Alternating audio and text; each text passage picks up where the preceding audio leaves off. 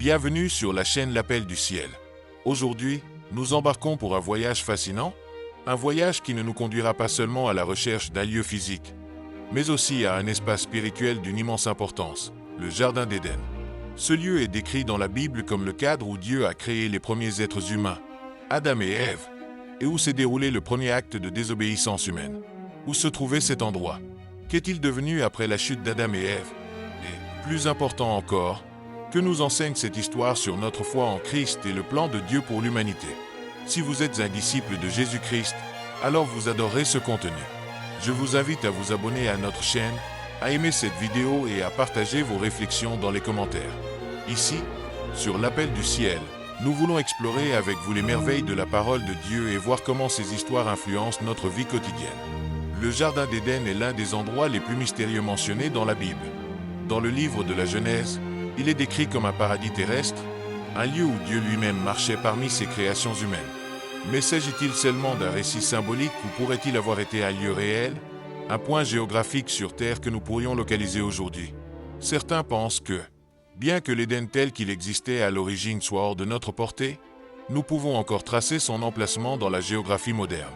Tout au long de cette vidéo, nous explorerons ce que dit la Bible sur la localisation de l'Éden et comment ces détails pourraient coïncider avec certains lieux du monde actuel.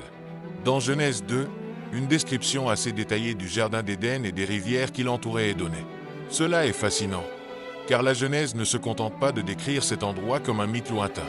Au lieu de cela, elle mentionne des noms de rivières réelles et des territoires que nous pouvons encore reconnaître aujourd'hui. Selon Genèse 2, 10-14, l'Éden était relié à 4 rivières, le Pichon, le Gihon, le Tigre et l'Euphrate. 2 de ces rivières, le Tigre et l'Euphrate, sont bien connues et coulent à travers la région de la Mésopotamie, qui correspond aujourd'hui à des parties de l'Irak et de la Syrie. Mais qu'en est-il des 2 autres rivières? C'est là que commence le mystère. De nombreuses théories et suppositions ont été faites sur l'identité des rivières Pichon et Gihon. Certains érudits croient que le Pichon aurait pu être une rivière qui coulait à travers la région de l'Arabie Saoudite, où il ne reste aujourd'hui qu'un lit de rivière asséché.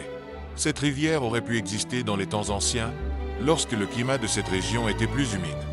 D'autres suggèrent que le Gihon pourrait avoir été un ancien nom pour la rivière Karin, qui traverse le sud-ouest de l'Iran. Cependant, tout le monde n'est pas d'accord, et c'est ici qu'émerge une grande partie du débat.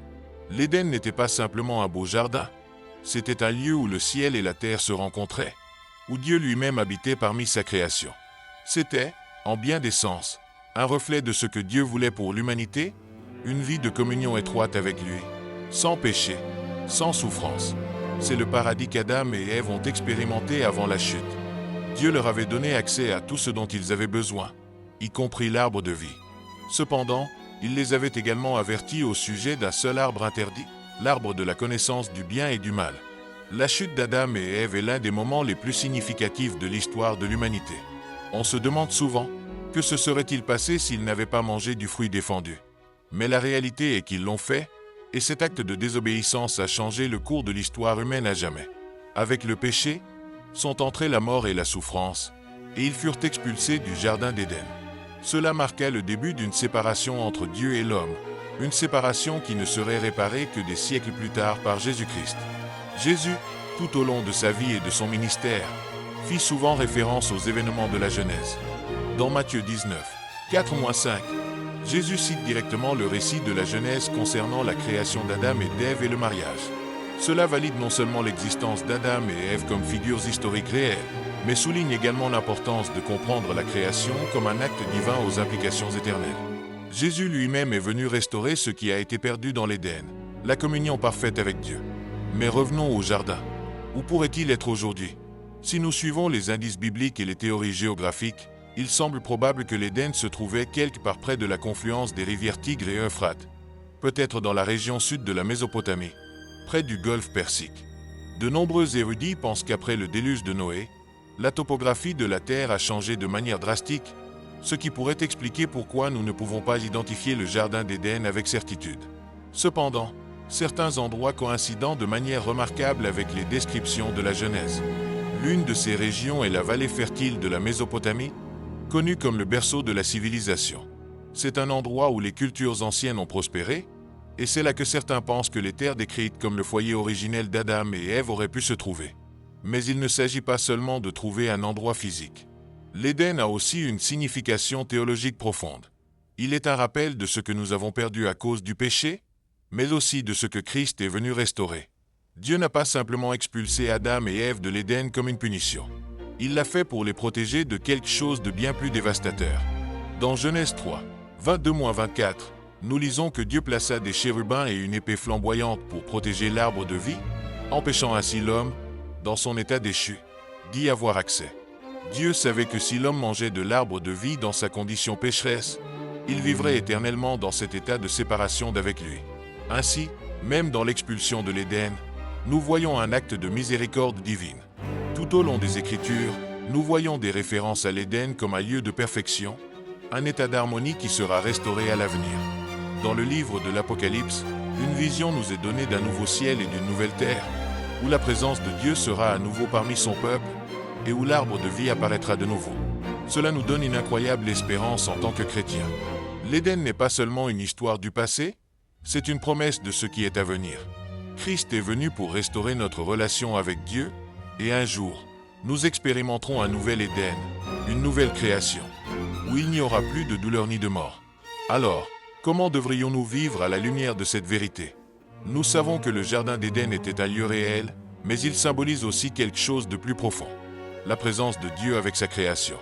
En Christ, nous commençons déjà à expérimenter cette restauration.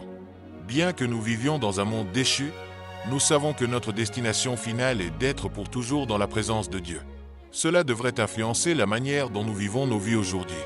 Cela nous appelle à chercher Dieu de tout notre cœur, à vivre dans l'obéissance à sa parole et à partager cette espérance avec les autres. La recherche du Jardin d'Éden n'est donc pas seulement une quête géographique. C'est une quête spirituelle. Nous cherchons l'endroit où Dieu habite, où sa volonté s'accomplit parfaitement. En fin de compte, cette recherche nous conduit à Jésus-Christ. Il est le chemin de retour vers le Père, le pont qui nous ramène au paradis perdu. Alors, pendant que nous réfléchissons à la signification du Jardin d'Éden et à ce qu'il représente, je voudrais vous poser une question. Comment pensez-vous que cette histoire affecte votre vie aujourd'hui? Voyez-vous l'Éden comme un symbole de ce que Dieu désire restaurer dans votre vie? Comment cette promesse de restauration et de nouvelle création vous encourage-t-elle dans votre marche avec Christ? Faites-moi part de vos pensées dans les commentaires. J'ai hâte de lire vos réflexions et d'apprendre ensemble. N'oubliez pas de vous abonner à l'Appel du Ciel pour ne pas manquer d'autres contenus comme celui-ci. Il y a tant à découvrir dans la parole de Dieu, et nous voulons explorer ces thèmes fascinants avec vous.